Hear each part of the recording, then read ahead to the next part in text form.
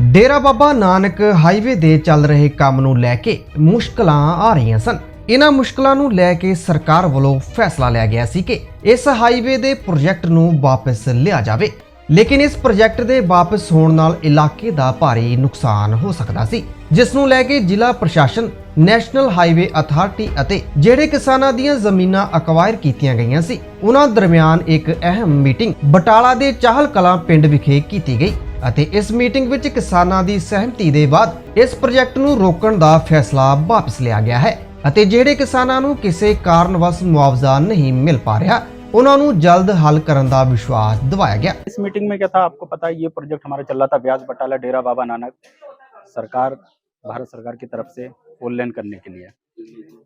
ये रिलीजियस एक प्रोजेक्ट था जो गुरु नानक देव जी हैं उनके 3 स्थानों को जोड़ने के लिए 550वां जब उनका उत्सव हुआ उस टाइम बाबा बकाला साहिब गुरु तेग बहादुर जी का स्थान है बटाला, और सबसे मेन करतारपुर कॉरिडोर।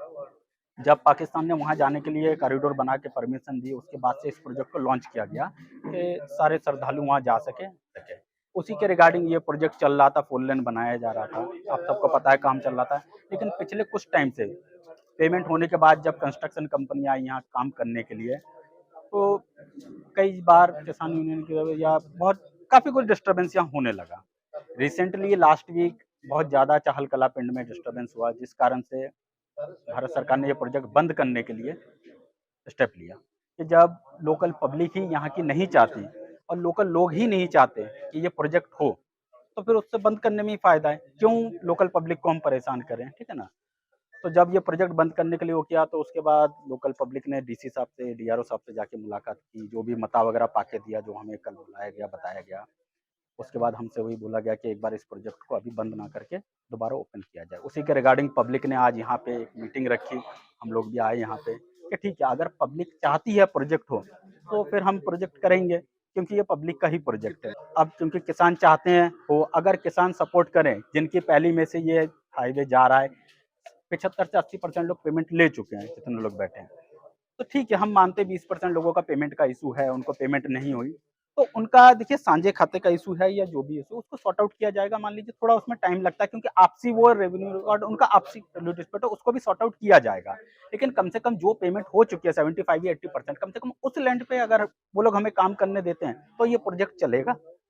हम सरकार से दोबारा गुजारिश करेंगे, भारत सरकार से, कि इस प्रोजेक्ट को ओपन किया जाए, बंद ना किया जाए। अगर ये प्रोजेक्ट बंद होता है तो जब पेमेंट लिया है लोगों ने, उसी टाइम सबने रिटर्न में एक लेटर दिया जाता है कि अगर ये सब नहीं होता है सक्सेस, या कोई भी पेमेंट में हमारी गलती निकलती है, तो रिकवरी की जाए। रिकवरी वो लास्ट ऑप्शन है, लेकिन हम चाहते हैं, और जब पब्लिक खुद चाहती है कि ये प्रोजेक्ट हो इनके डेवलपमेंट के लिए, क्योंकि मुझे जो लगता है शायद इस एरिया में, ये बॉर्डर एरिया, खैर सर ज़्यादा जानते हैं जो पुराने लोग हैं, मेरे ख्याल से 50-60 साल में पहली बार इस एरिया में, इतने बैकवर्ड एरिया में इतना कोई बड़ा प्रोजेक्ट आया है इस एरिया के डेवलपमेंट के लिए। ਅੱਜ ਦੀ ਇਸ ਮੀਟਿੰਗ ਵਿੱਚ ਪਿੰਡ ਵਾਸੀ, ਸਰਪੰਚ, ਮੋਹਤਵਾਰ ਵਿਅਕਤੀ, ਆਪਣੇ DPRO ਸਾਹਿਬ, ਕੈਪਟਨ ਸਾਹਿਬ, ਹੋਰ ਵੀ ਪ੍ਰੈਸ ਵਾਲੇ ਹਾਜ਼ਰ ਆਏ ਆ। ਇਹਨਾਂ ਵਿੱਚ ਕਿਸਾਨਾਂ ਨੂੰ ਆਪ ਕਿਹਾ ਵੀ ਜੇ ਅਸੀਂ ਜਿਹਨਾਂ ਨੇ ਪੇਮੈਂਟ ਲੈ ਲਈ ਆ, ਅਸੀਂ ਨਾਲ ਕਬਜ਼ਾ ਦਿਵਾਉਂਦੇ ਆ, ਜਿਹੜੇ ਰੋਕਦੇ ਆ ਉਹਨਾਂ ਨੂੰ ਰੋਕਾਂਗੇ ਵੀ ਅਸੀਂ ਤਾਂ ਪੇਮੈਂਟ ਲੈ ਲਈ, ਸਾਡੀ ਜ਼ਮੀਨ 'ਤੇ ਕਿਉਂ ਤੁਸੀਂ ਇੰਟਰਫੇਅਰ ਕਰਦੇ ਜੇ, ਉਹਨਾਂ ਨੂੰ ਸੜਕ ਬਣਾਉਣ ਦਿਓ। ਤੇ ਇਸ ਕਰਕੇ ਸਾਰੇ ਇਕੱਠੇ ਹੋਏ, ਇਹਨਾਂ ਨੇ ਆਪਣੇ ਪਿੰਡਾਂ 'ਚ ਮਤੇ ਵੀ ਦਿੱਤੇ ਇਹਨਾਂ ਨੇ ਪਾ ਕੇ, ਜਿਨ੍ਹਾਂ ਨੂੰ ਪੇਮੈਂਟ ਮਿਲ ਗਈ ਉਹ ਤੁਹਾਡਾ ਕੋਆਪਰੇਟ ਕਰਨਗੇ, ਸੜਕ ਬਣਾਉਣ ਦੇ, ਨੈਸ਼ਨਲ ਹਾਈਵੇ ਦਾ ਸਾਥ ਦੇਣਗੇ, ਕਿਸੇ ਨੂੰ ਕੋਈ ਕੰਮ ਤੋਂ ਕਰਨ ਤੋਂ ਨਹੀਂ ਰੋਕਣਗੇ। ਅੱਜ ਦੀ ਜਿਹੜੀ ਮੀਟਿੰਗ ਸੀਗੀ ਉਹ ਇਹ ਸੀ ਕਿ ਕੁਝ ਦਿਨ ਪਹਿਲਾਂ ਕਿਸਾਨ ਯੂਨੀਅਨ ਵੱਲੋਂ ਜੋ ਇਹਨਾਂ ਦਾ ਪ੍ਰੋਜੈਕਟ ਦੀ ਡਿਵੈਲਪਮੈਂਟ ਦਾ ਕੰਮ ਚੱਲ ਰਿਹਾ ਸੀ, ਉਹਨੂੰ ਰੋਕਿਆ ਗਿਆ ਸੀਗਾ ਕਿ ਸਾਰਿਆਂ ਦੀ ਪੇਮੈਂਟ ਨਹੀਂ ਹੋਈ, ਜਿੰਨਾ ਚਿਰ ਪੇਮੈਂਟ ਨਹੀਂ ਹੋਊਗੀ ਉਹਨਾਂ ਚਿਰ ਤੱਕ ਅਸੀਂ ਕੰਮ ਨਹੀਂ ਚੱਲਣ ਦਿਆਂਗੇ। ਉਹਦੇ ਮੁਤਲਕ ਅੱਜ ਇੱਥੇ ਸਾਰਿਆਂ ਨੂੰ ਸੱਦਿਆ ਗਿਆ ਸੀ, ਜਿਹਦੇ ਵਿੱਚ ਸਾਰਿਆਂ ਨੂੰ ਸਮਝਾਇਆ ਗਿਆ ਕਿ ਇਹ ਜਿਹੜੀ ਰੋਡ ਹੈ ਇਹ ਬਹੁਤ ਸਾਡੇ ਇਲਾਕੇ ਦੇ ਵਿਕਾਸ ਲਈ ਬਹੁਤ ਜ਼ਰੂਰੀ ਹੈ, ਸਾਡੇ ਗੁਰਧਾਮਾਂ ਨੂੰ ਜੋੜਦੀ ਹੈ। ਇਹ ਬੇਨਤੀ ਕੀਤੀ ਗਈ ਸੀ ਪੰਜਾਬ ਸਰਕਾਰ ਵੱਲੋਂ, ਤੇ ਸੈਂਟਰ ਗਵਰਨਮੈਂਟ ਨੇ ਇਹ ਬੇਨਤੀ ਮੰਨਦੇ ਹੋਏ ਇਹ ਪ੍ਰੋਜੈਕਟ ਅਲਾਉ ਕੀਤਾ ਸੀ। ਇਹਦੇ ਵਿੱਚ ਸਾਡੇ ਇਲਾਕੇ ਦਾ ਬਹੁਤ ਵਿਕਾਸ ਨਾਲ ਸੰਬੰਧ ਹੈ, ਸਾਡੇ ਆਉਣ ਵਾਲੀਆਂ ਪੀੜ੍ਹੀਆਂ ਦੇ ਭਵਿੱਖ ਦੇ ਨਾਲ ਇਹਦਾ ਲਿੰਕ ਹੈ। ਤਾਂ ਅੱਜ ਇਹ ਕੀਤਾ ਗਿਆ ਸੀ ਕਿ ਅਸੀਂ ਇਸ ਪ੍ਰੋਜੈਕਟ ਨੂੰ ਰੋਕਣਾ ਨਹੀਂ ਹੈ। 80-90% 80% ਪੇਮੈਂਟ ਹੋ ਚੁੱਕੀ ਹੈ।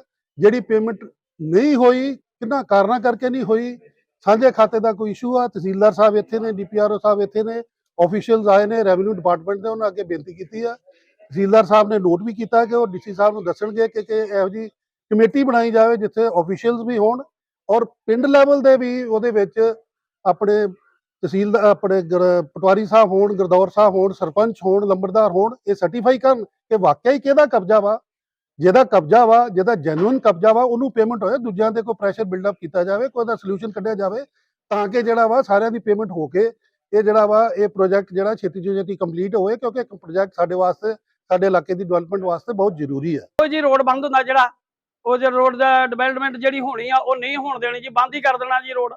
ਤੇ ਆਹ ਤੇ ਕਰੋੜਾਂ ਰੁਪਏ ਲੈ ਲਿਆ ਜੀ, ਅਸੀਂ ਕਿੱਥੋਂ ਮੋੜਾਂਗੇ ਇਹਨਾਂ ਨੂੰ ਰੁਪਏ ਜੀ, ਉਹ ਅਸੀਂ ਨਹੀਂ ਮੋੜ ਸਕਦੇ ਜੀ।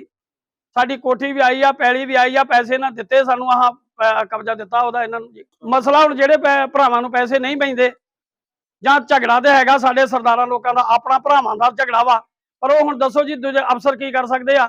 ਅਫਸਰ ਕੁਝ ਨਹੀਂ ਕਰ ਸਕਦੇ। ਅਫਸਰ ਇਹ ਕਰ ਸਕਦੇ ਆ ਮੌਕਾ ਤੇ ਆਉਣ, ਜਿਹਦਾ ਕਬਜ਼ਾ ਵਾ ਉਹਨੂੰ ਪੈਸੇ ਦੇਣ, ਜਾਂ ਜਿਹੜਾ ਵੀ ਕੋਈ ਹੱਲ ਕਰ ਸਕਦੇ ਨੇ ਉਹ ਅਫਸਰ ਕਰ ਸਕਦੇ ਨੇ, ਭਰਾਵਾਂ ਨੇ ਨਹੀਂ ਕਰਨਾ। ਜਿਸ ਭਰਾ ਦਾ ਨਹੀਂ ਕੁਛ ਆਉਂਦਾ ਵਿੱਚ ਉਹ ਜ਼ਿਆਦਾ ਰੌਲਾ ਪਾਉਂਦਾ ਤੇ ਉਹੀ ਬੰਦ ਕਰਾ ਦਿੰਦਾ। ਉਹ ਕਹਿੰਦਾ ਰੋਡ ਹੀ ਬੰਦ ਕਰ ਦਿਓ ਜੀ ਤੁਸੀਂ, ਕਿ ਸਾਨੂੰ ਤਾਂ ਕੱਖ ਮਿਲਿਆ ਨਹੀਂ, ਇਹਨਾਂ ਨੂੰ ਵੀ ਨਾ ਮਿਲ ਜਵੇ। ਰੋਡ ਤੇ ਵੇਖੋ ਜੀ ਸਾਰੇ ਹੀ ਚਾਹੁੰਦੇ ਆ, ਰੋਡ ਕਿਹੜਾ ਨਹੀਂ ਚਾਹੁੰਦਾ ਵੀ ਚੰਗਾ ਕੰਮ ਹੋ ਜੇ, ਰੋਡ ਸਾਰੇ ਚਾਹੁੰਦੇ ਆ। ਰੋਡ ਤੇ ਕੋਈ ਵੀ ਨਹੀਂ ਆਉਂਦਾ ਵੀ ਨਾ ਬਣੇ, ਪਰ ਜਿਹਦਾ ਨਹੀਂ ਕੁਛ ਆਉਂਦਾ ਉਹ ਆਉਂਦਾ ਜੇ ਰੋਡ ਬੰਦ ਹੋ ਜਵੇ। ਕਿੰਨੇ ਪੈਸੇ ਮਿਲੇ ਜੀ ਆਪਾਂ ਨੂੰ, ਕਿੰਨੇ ਵੇਖੋ ਪੈਸੇ ਮਿਲੇ, ਇੰਨੇ ਪੈਸੇ ਕਿਸੇ ਨੂੰ ਕਦੇ ਮਿਲੇ ਨਹੀਂ ਜੀ। ਮੇਰਾ ਖਿਆਲ ਜੀ 80% ਹੀ ਹੋਣੇ ਆ ਜਿਹੜੇ ਮਿਲ ਗਏ, 10-20% ਹੀ ਰਹਿ ਗਏ ਆ ਸਾਰੇ ਜਿਨ੍ਹਾਂ ਨੂੰ ਨਹੀਂ ਮਿਲੇ। ਉਹਨਾਂ ਦਾ ਰੌਲਾ ਵਾ ਜਿਨ੍ਹਾਂ ਦਾ ਜੀ, ਰੰਗਲ ਨੰਗਲ ਮੇਰੇ ਰੌਲਾ ਵਾ ਜੀ ਆਪਣੇ ਪਿੰਡ ਹੀ। ਅਸੀਂ ਅੱਜ ਸਵੇਰੇ ਉੱਥੇ ਵੀ ਗਏ ਆ, ਪ੍ਰਧਾਨ ਕੋ ਵੀ ਗਏ ਆ ਵੀ ਪ੍ਰਧਾਨ ਸਾਹਿਬ ਜੀ ਬੈਠੀਏ, ਬਹਿ ਕੇ ਗੱਲ ਕਰੀਏ ਇਹਨਾਂ ਨਾਲ। ਜਿਹੜੇ ਕੋਈ ਨਹੀਂ ਮੰਨਦੇ ਉਹਨਾਂ ਦਾ ਅਸੀਂ ਸਾਥ ਕਿਉਂ ਦਈਏ ਜੀ? ਅਸੀਂ ਸਾਥ ਨਹੀਂ ਦੇ ਸਕਦੇ ਉਹਨਾਂ ਦਾ, ਕਿਉਂ ਦਈਏ ਸਾਥ ਅਸੀਂ ਜਦੋਂ ਇਹ ਸਾਡਾ ਸਾਥ ਨਹੀਂ ਦਿੰਦੇ? ਅਸੀਂ ਐਵੇਂ ਝੰਡੇ ਚੁੱਕ ਕੇ ਉੱਥੇ ਚਲੇ ਜਾਂਦੇ ਆ, ਕਿਉਂ ਜਾਈਏ ਫਿਰ? ਅਸੀਂ ਉਹਨਾਂ ਨੂੰ ਆਖਿਆ ਵਾੜ ਕੇ ਰੰਗਲ ਨੰਗਲ ਵਾਲਿਆਂ ਨੂੰ ਵੀ ਆਪਣਾ ਮਸਲਾ ਹੱਲ ਕਰੋ, ਬਹਿ ਜਾਓ, ਸਾਡੇ ਨਾਲ ਬਹਿਣਾ ਸਾਡੇ ਨਾਲ ਬਹਿ ਜਾਓ, ਅਫਸਰ ਸੱਦਣੇ ਆ ਉਹਨਾਂ ਨਾਲ ਬਹਿ ਜਾਓ ਤੇ ਮਸਲਾ ਹੱਲ ਕਰਕੇ ਆਪਣੇ ਆਪਣੇ ਜਿਹਦਾ ਥਾਂ ਆਉਂਦਾ ਉਹਨੂੰ ਪੈਸੇ ਪੈ ਜਾਣ ਤੇ ਬਾਕੀਆਂ ਨੂੰ ਰੋਡ ਬਣ ਦਿਓ ਜੀ ਤੁਸੀਂ। ਗੁਰਦਾਸਪੁਰ ਤੋਂ ਜਗਜੀਤ ਸਿੰਘ ਦੀ ਖਾਸ ਰਿਪੋਰਟ।